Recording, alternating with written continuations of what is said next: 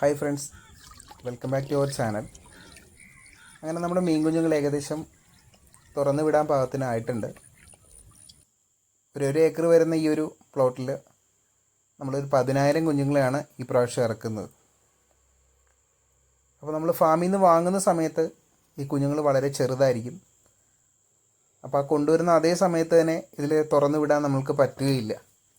കാരണം മറ്റുള്ള മീനുകൾക്കും നിന്ന് വെച്ച് നോക്കുമ്പോൾ ഇതിനെ സർവൈവ് ചെയ്യാൻ ഭയങ്കര പാടായിരിക്കും. അപ്പോൾ നമുക്ക് ഒരുപാട് നഷ്ടം വരും.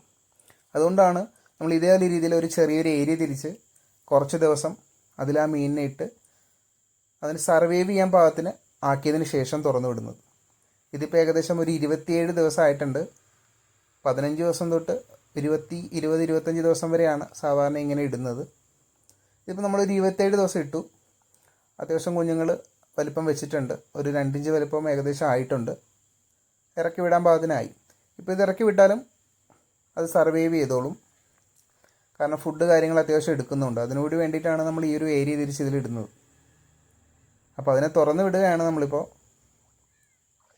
അപ്പോൾ ഇനി ഇതിൻ്റെ വിളവെടുപ്പ് സമയം എന്ന് പറയുന്നത് ഒരു 6 to 9 മാസമാണ്.